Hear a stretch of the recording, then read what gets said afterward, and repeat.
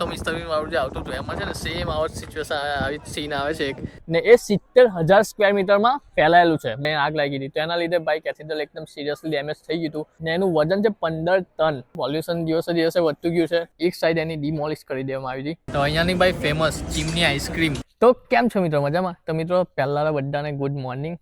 મેં હમણાં છું પ્રાગમાં. આજે છે બીજો દિવસ. પહેલા દિવસનો ભાઈ વ્લોગ ના જોયો હોય તો અહીંયા આઈ બટનમાં લિંક છે, બધા જઈને જોઈ આવજો, મજા આવશે.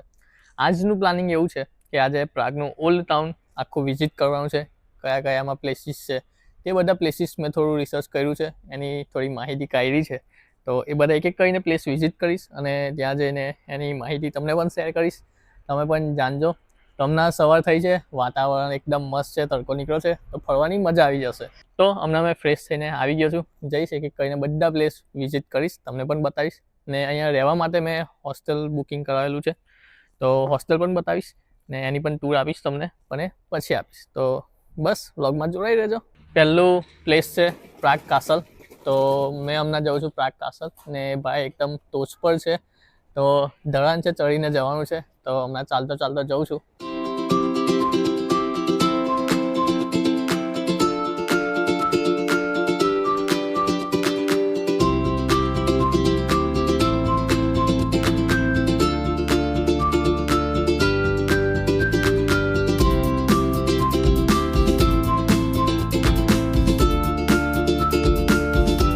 તો જુઓ, મેં અહીં નીચેથી આવ્યો હતો, હવે આ પૂરું ચડીને જવાનું છે. અહીંયા ત્યાં દાદર છે, જવાનું છે ઉપર.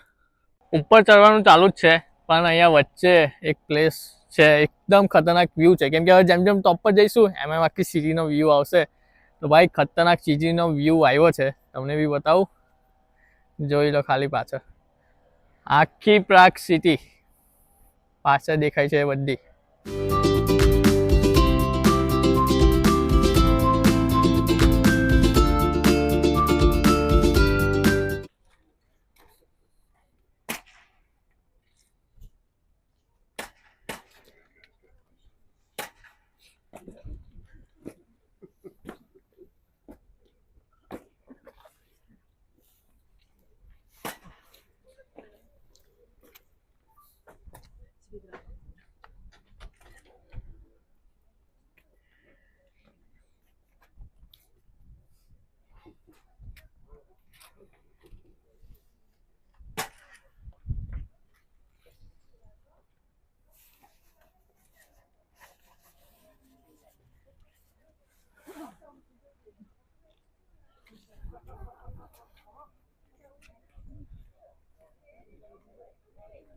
જો મિત્રો, હવે જે સૈનિકોએ પરેડ કરી એમને જેમનો લીડર હતો એ જતો રહ્યો છે, બીજા બે હતા તે અહીંયા ઉભેલા છે ને હવે બધી પબ્લિક એમની જોડે ફોટો પડાવે છે.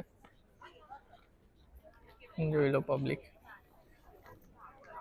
તો મિત્રો હમણાં મેં આવ્યો છું રાજકેની સ્ક્વેર. તો આ એક પ્લેસ છે કે અહીંયા હોસ્ટેલ ટાઈપ હતું, તો એ તમને બતાવું. જુઓ, આ જે મારી પાછળ એક્ઝેક્ટ બિલ્ડિંગ છે, તો આ સ્ટુડન્ટ્સની હોસ્ટેલ હતી. તો જ્યારે વોરનો ટાઈમ હતો તો જે લોકો મતલબ મિલિટરી હતા, ફોર્સિસ હતા કે જે હુમલો કરવા આવ્યા હતા, તો અહીંના જે સ્ટુડન્ટ હતા મતલબ એ લોકો બહુ બ્રેવ હતા. ખોટું થતું હતું એના ખિલાફ લડવા માટે બધા ઊભા થયા હતા અને પ્રોટેસ્ટ ને બધું કર્યું હતું.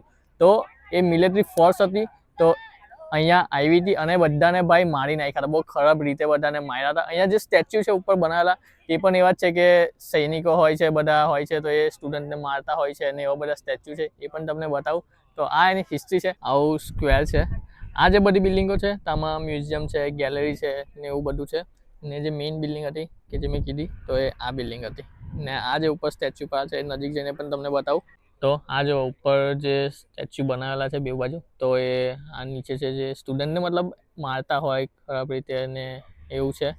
ત્યાં ઉપર પણ જે સ્ટેચ્યુ છે એ પણ જુઓ, એ આર્મ ફોર્સનું છે, બધા સાધારણ. પછી અહીંયા સૈનિક બનાવેલા છે ને એવું બધું છે.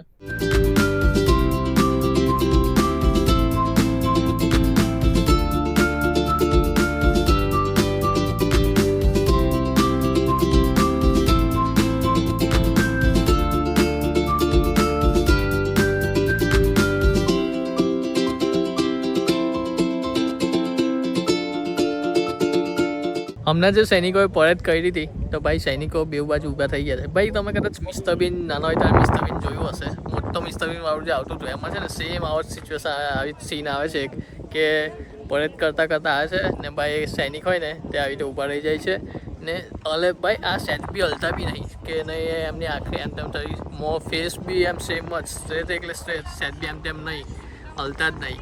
તો ભાઈ મિસ્ટર બીન હોય છે ને એને હરપલા કરવા જાય છે. હા ભાઈ સેમ ટુ સેમ બસ એવો જ સીન છે. જોઈ લો આ ભાઈ છે, ભાઈ કાનનો પેલો છે આવો આવો, આ બીજો એક ભાઈ પેલી બાજુ પેલો છે એ બી આવો આવો જ છે સેમ ટુ સેમ. મિત્રો હવે મેં પ્રાગ કાસલમાં એન્ટર થઈ ગયો છું. હવે એક કઈને બધી વસ્તુ બતાવીશ કે અંદર શું શું છે. તો અહીંયાથી સ્ટાર્ટ થાય છે, આ અહીંયાથી અંદર જવાનું છે ગેટમાંથી અંદર. પહેલાં એક આવે છે ચર્ચ હતું અહીંયા. તો આ જે ચર્ચ હતી એ પ્રાગની ઓલ્ડેસ્ટ ચર્ચ હતી જે 882 થી 884 એનું કન્સ્ટ્રક્શન થયું હતું ને એ કોની વિશ તો જે પ્રિન્સ હતા, અહીંયા નામ લખેલું છે બોરીઓય 1, એ પ્રોનાઉન્સિએશન એવું થતું હશે, તો એની વિશ હતી. તો એનાથી વર્જિન મેરી ચર્ચ અહીંયા બનાવવામાં આવ્યું હતું અને આ એના અવશેષો છે. હમણાં જોઈ લો દિવાલ છે, આ કંઈ કબર જેવું છે. મિત્રો ફાઇનલી આવી ગયા છું કાસલની એકદમ બાજુમાં. તમે જોઈ શકો છો આ જે પાછળની દિવાલ છે તો એ કાસલની છે.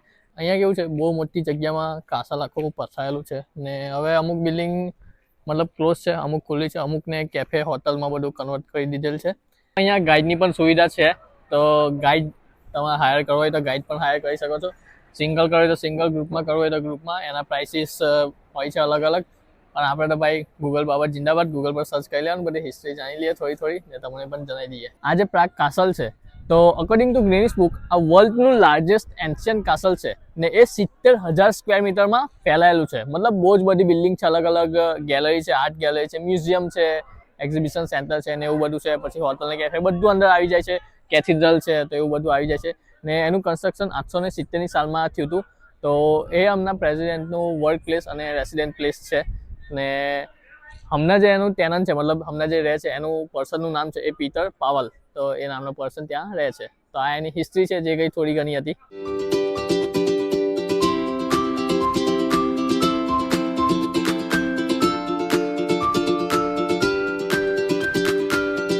તો મિત્રો હવે જ આવ્યો છું તો આ જે પાછળ કેથીડ્રલ છે સેન્ટ વાઇટસ કેથીડ્રલ, તો તમે જોઈ શકો છો. તો અહીંયાથી એનું એન્ટ્રન્સ છે કેથીડ્રલમાં ને અહીંયાથી એક્ઝિટ છે ને આ છે ભાઈ આખું કેથીડ્રલ. આ મારી પાછળ છે સેન્ટ વાઇટસ કેથીડ્રલ. તો 1396માં કન્સ્ટ્રક્શન ચાલુ થયું હતું. તો પીટર પાલો જે અહીંનો કિંગ હતો તો એને ચાલુ કર્યું હતું. પછી એના ડેથ પછી એનો જે છોકરો હતો એને આનું કન્સ્ટ્રક્શન ચાલુ રાખ્યું. પણ 15th સેન્ચુરીમાં જે ફાયર થયું હતું, જે અહીંયા આગ લાગી હતી, તો એના લીધે ભાઈ કેથીડ્રલ એકદમ સિરિયસલી ડેમેજ થઈ ગયું હતું. જે મેં આગળ બતાવ્યું સેન્ટ મેરી કેથીડ્રલ, તો જે આખું ફાયરમાં ડેમેજ થઈ ગયું, મતલબ આખું હમણાં જે થોડા અવશેષો જ બચેલા છે તો એ જ ફાયરમાં આને ડેમેજ થયું હતું. પછી 1560થી લઈને 1562માં એનું રિકન્સ્ટ્રક્શન કરવામાં આવ્યું હતું. અને બીજી એક વાત કહું કે આ ચર્ચમાં એક બેલ છે જે આખા ચેક રિપબ્લિકનો મોટામાં મોટો બેલ છે ને એનું વજન છે 15 ટન. ભાઈ વિચારો 15 ટન. અને બીજી એક વાત કહું કે આ બેલ પર જે ડિઝાઇન છે તો ડિઝાઇન એટલી મસ્ત છે, બધાને એટલી ગમી. તો એના પરથી જ ભાઈ ડિઝાઇન એક કોઈન પર પણ લીધી, એના પરથી જે કોઈન છે એના પર પણ ડિઝાઇન છાપવામાં આવી. અને બીજી મોસ્ટ ઇન્ટરેસ્ટિંગ વાત એ છે કે આ બેલ પરથી લેજન્ડ લોકોએ પ્રિડિક્શન લગાવ્યું હતું કે ભારે ડિઝાસ્ટર આવશે. તો એ કેવી રીતે થયું? તો આ બેલમાં ટોટલ 6 ક્લેપર્સ છે, એમાંથી 2 ક્લેપર્સ પર તિરાડો પડવા મળી. તો જૂન 2002માં લેજન્ડોએ પ્રિડિક્શન લગાવ્યું હતું કે ડિઝાસ્ટર આવશે અને ફાઇનલી ઓગસ્ટમાં ફ્લડ આવ્યો હતો જે ભારે ડિઝાસ્ટર જેવું જ હતું. મેં જે હિસ્ટ્રી કીધી આખી હિસ્ટ્રી અહીંયા લખેલ છે ને જે પેલું બેલની વાત કરી તો એ બેલ જો ફોટામાં બતાવેલો છે. આવો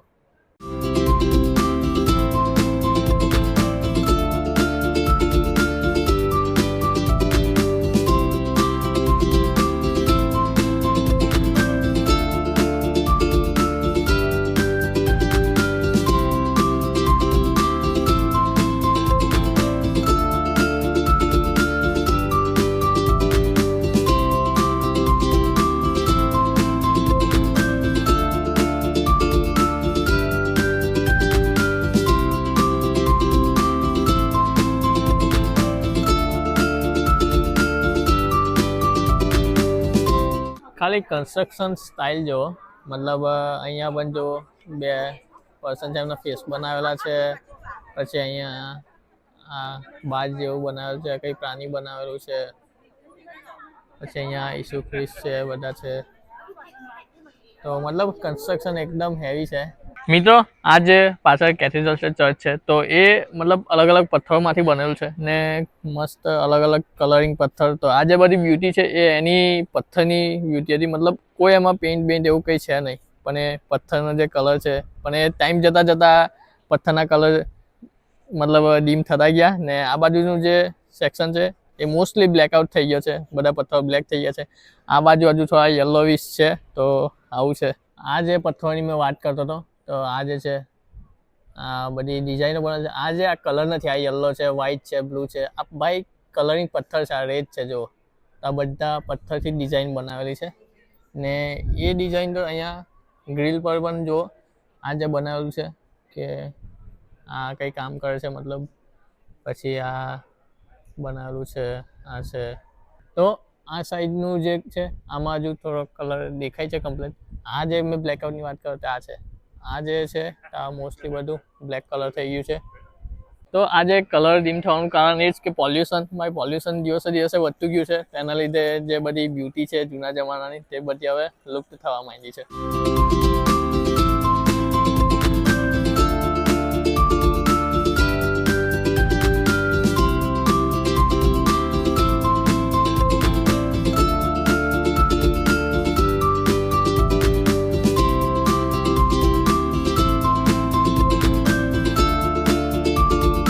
મિત્રો હવે બાય બાય કહી દઈએ પ્રાગ કાસલને. આ પાછળનો એરિયો છે. હવે પાછળથી હવે જઉં છું બીજી જગ્યાએ, તો અહીંયાથી નજીકમાં જ છે તો ત્યાં જઈશ. મેં કીધું હતું કે અહીંયા બહુ બધી બિલ્ડિંગને ભાઈ હોટલને એમાં કન્વર્ટ કરી દીધી. તો જો આ એક બતાવું કે આ જે બિલ્ડિંગ છે તો એ સ્ટારબક્સમાં એને કન્વર્ટ કરી દીધેલ છે. મિત્રો હવે જે જગ્યા પર આવ્યો છું એ છે ગોલ્ડન લેન. તો ગોલ્ડન લેન નામ પરથી જ એનો મિનિંગ ખબર પડી જશે કે એક સ્ટ્રીટ છે. તો અહીંયા કેવું છે કે જે આજુબાજુ સ્ટ્રીટની આજુબાજુ જે ઘર છે એ બધા કલરિંગ, જેમ અલગ અલગ બ્રાઇટ કલર લાઈક પિંક થઈ ગયો, ગોલ્ડન થઈ ગયો, એવા પછી બ્લુ થઈ ગયો, એવા અલગ અલગ બ્રાઇટ કલરથી બનાવવામાં આવેલા છે. ને જે કાસલના જે પ્રાગ કાસલ છે એના જે ગાર્ડ હતા તો એ બધા ગાર્ડ એમના માટે અહીંયા ઘર બનાવવામાં આવેલા હતા, એ અહીંયા રહેતા હતા. અહીંયાથી સ્ટાર્ટિંગ થાય છે. આ લખેલું છે ગોલ્ડન લેન, બીજી અલગ અલગ પણ લેંગ્વેજમાં લખેલું છે. અહીંયાથી એન્ટ્રન્સ છે. તો અહીંયાથી ચાલુ થાય છે.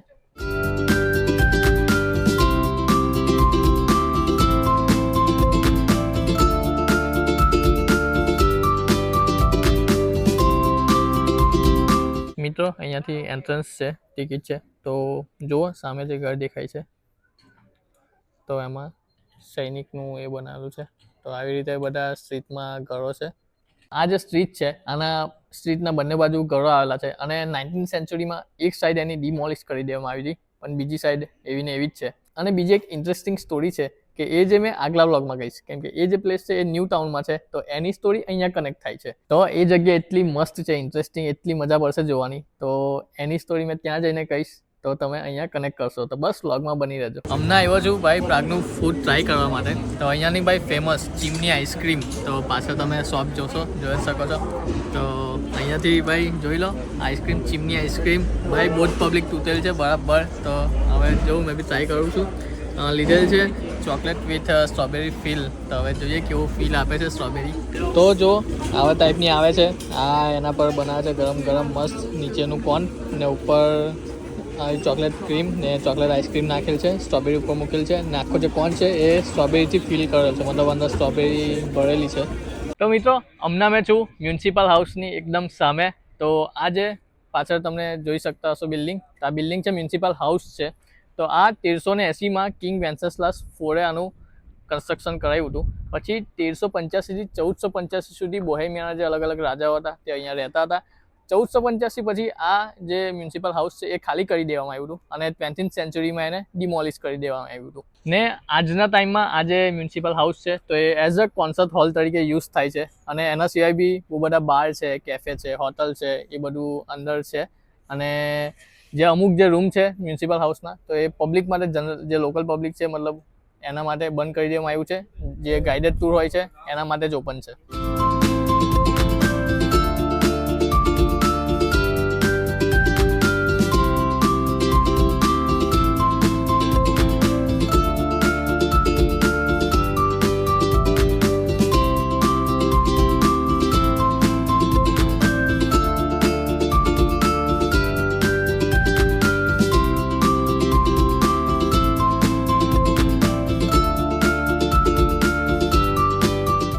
મિત્રો પ્લાનિંગમાં એવું હતું કે ઓલ્ડ ટાઉન આખો એક જ વ્લોગ બનાવીશ, પણ ભાઈ ઇન્ફોર્મેશન એટલી આપવાની છે, પ્લેસીસ એવા મસ્ત મસ્ત છે, તો મારું મન થોડું ડગમગાઈ ગયું કે આખો ઓલ્ડ ટાઉનનો એક ભાગ નહીં પણ 2 ભાગ પાડું.